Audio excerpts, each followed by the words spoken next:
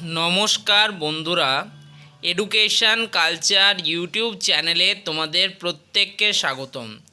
তোমরা যারা West Bengal state council of technical and vocational education and skill ডেভেলপমেন্টের আন্ডারে ফোর্থ সেমিস্টার সিভিল ইঞ্জিনিয়ারিংয়ের স্টুডেন্টরা রয়েছো, তো তোমাদের জন্য নিয়ে চলে এসেছি লাস্ট সেকেন্ড সাজেশন 2026, যেখানে আমরা কালকে যে তোমাদের এক্সামিনেশন রয়েছে অর্থাৎ 29/5/2026 তোমাদের যে এক্সাম রয়েছে অ্যাডভান্সড সার্ভেইং, যার সাবজেক্ট কোড হচ্ছে 404/2N, তো তার কিছু লাস্ট মিনিট সাজেশান নিয়ে কথা বলবো। যে প্রশ্নগুলো লাস্ট মিনিটে লাস্ট সেকেন্ডে তোমাদের কিন্তু করা প্রয়োজন।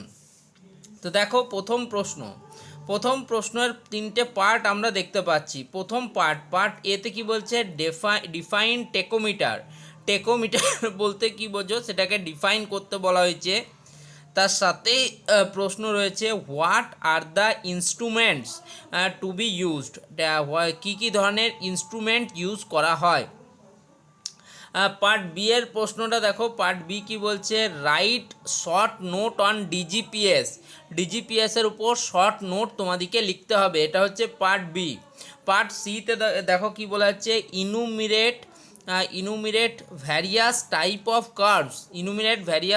Of curves and explain any one with diagram সহযোগে কার্ভসের মধ্যে যে কোনো একটাকে এক্সপ্লেন করতে বলা হয়েছে এবং তার সাথে বিভিন্ন ধরনের কার্ভ যে রয়েছে সেগুলোকে এক্সপ্লেন করতে বলা হয়েছে। প্রথম পার্টের জন্য 2 মার্কস, পরের পার্টের জন্য 2 মার্কস, লাস্ট পার্টের জন্য 4 মার্কস, টোটাল 8 মার্কস থাকছে প্রথম প্রশ্নটিতে। দ্বিতীয় প্রশ্নেরও তিনটে পার্ট এ কি বলছে, define relative error of closure বলতে কি বোঝো সেটাকে ডিফাইন করতে বলা হয়েছে পার্ট এতে। পার্ট বিতে বলছে হোয়াট ইজ টেকোমেট্রি। আগে আমরা টেকোমিটার বলতে কি বোঝো জানলাম, এবার আমরা জানবো যে টেকোমেট্রি জিনিসটা কি, হোয়াট ইজ টেকোমেট্রি সেটা কিন্তু তোমাকে জানাতে হবে, তার জন্য রয়েছে 2 মার্কস। নেক্সট পার্ট সি কি বলছে, define the law of Rankine's method of deflection অ্যাঙ্গেলের যে নিয়ম রয়েছে, যে সূত্র রয়েছে সেটা কিন্তু তোমাকে জানাতে হবে, তার জন্য রয়েছে 4 মার্কস, অর্থাৎ 2 + 2 + 4 = 8 marks.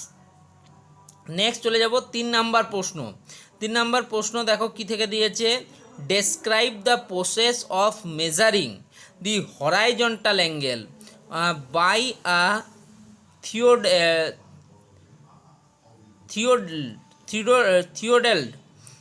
What is temporary adjustment of a theodolite?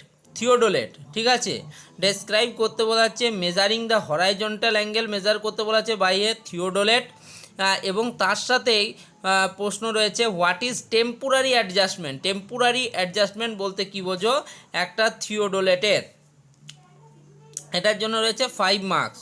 তার সাথে আরেকটা নিউমেরিক্যাল প্রশ্ন, আর tacheometer has a diaphragm with 3 cross hairs, 3টে ক্রস হেয়ার্স রয়েছে, spaced at a distance of 1.5 millimetre. Okay, the focal length of the object glass is 30 centimetre, object গ্লাসের focal length হচ্ছে 30 centimetre, and the distance from the object glass to the trunnion axis is 12 centimetre. Calculate the tacheometric কনস্ট্যান্টটা calculate করতে হবে, তার জন্য রয়েছে 3 marks, অর্থাৎ 5 + 3 8 marks. Next চলে যাব 4 নম্বর প্রশ্নতে। 4 নম্বর প্রশ্ন কি বলছে দেখো, describe with the help of neat sketches the construction and working of a প্ল্যানিমিটারের ক্ষেত্রে তার কিন্তু কনস্ট্রাকশন এবং ওয়ার্কিং প্রিন্সিপাল তোমাদের লিখতে হবে, অবশ্যই কিন্তু সুইটেবল বা নিট স্কেচ অঙ্কন করার মাধ্যমে, ঠিক আছে, অঙ্কনও করতে হবে এবং তার সাথে কিন্তু লিখতেও হবে। Explain with neat sketches to find out the height of a tower, একটা টাওয়ারের হাইট ক্যালকুলেশন করতে হবে, যখন ইট ইজ ইনঅ্যাক্সেসেবল বাই আ থিওডোলাইটের সাহায্যে, যখন আমরা কোনো টাওয়ারের হাইটকে অ্যাক্সেস করতে পারছি না তখন আমাদেরকে ফাইন্ড আউট করতে হবে একটা টাওয়ারের হাইট। ঠিক আছে, ইম্পর্টেন্ট প্রশ্ন, পরীক্ষায় আসে এই প্রশ্নটা, এর জন্য রয়েছে 3 মার্কস। অর্থাৎ 4 নম্বর প্রশ্নের দুটো পার্ট, 5 + 3 8 মার্কস। চলে যাব 5 নম্বর প্রশ্ন। ঠিক আছে, 5 নম্বর প্রশ্ন কি বলছে, ড্র আর নিট স্কেচ, একটা সুন্দর পরিষ্কার পরিচ্ছন্ন চিত্র অঙ্কন করতে বলা হয়েছে of a simple circular curve, একটা সিম্পল সাধারণ সার্কিউলার কার্ভের, অ্যান্ড পয়েন্ট আউট, এবং পয়েন্ট আউট করতে হবে the different parts of it, এবং এর বিভিন্ন যে পার্টস বা তন্ত্রগুলো রয়েছে, অংশগুলো রয়েছে, সেটাকে কিন্তু দেখাতে হবে। ড্র করতে হবে একটা নিট স্কেচ যেখানে সিম্পল সার্কিউলার কার্ভ থাকবে এবং তার বিভিন্ন পার্ট যেগুলো রয়েছে সেটাকে পয়েন্ট আউট করতে হবে। একটাই প্রশ্ন এবং 8 নম্বরের প্রশ্ন দেখতেই পেলাম। নেক্সট চলে যাব 6 নম্বর প্রশ্নতে। 6 নম্বর প্রশ্ন কি বলছে দেখো, briefly discuss the various use of remote sensing. Remote sensing টেকনোলজির যে বিভিন্ন ধরনের ব্যবহার বর্তমান সময়ে হচ্ছে সেটা নিয়ে কিন্তু ব্রিফলি ডিসকাশন করতে হবে। এবং তার সাথেই GPS, global positioning system in advance surveying, এই যে আমাদের অ্যাডভান্স সার্ভে আমরা পড়ছি, সেই অ্যাডভান্স সার্ভেইংয়ের ক্ষেত্রে আমাদের রিমোট সেন্সিং এবং জিপিএস পদ্ধতি, রিমোট সেন্সিং এবং জিপিএস পদ্ধতির ব্যবহারগুলো লিখতে হবে। তোমাদেরকে ভালো করে বুঝতে হবে, যে কোনো ব্যবহার লিখলে হবে না, অ্যাডভান্স সার্ভের ক্ষেত্রে ব্যবহার করা হয় এমন ব্যবহারই তোমাদেরকে লিখতে হবে। ওকে, তবে গিয়ে তোমরা কিন্তু ফুল মার্কস, যেটা 8 মার্কস রয়েছে একটা প্রশ্নের জন্য, সেটা পাবে। নেক্সট চলে যাব একদম 7 নম্বর প্রশ্ন এবং লাস্ট প্রশ্নতে। কি বলছে, the following records are obtained in a transverse survey, একটা ট্রান্সভার্স সার্ভের ক্ষেত্রে নিম্নলিখিত রেকর্ডগুলি পাওয়া গেল।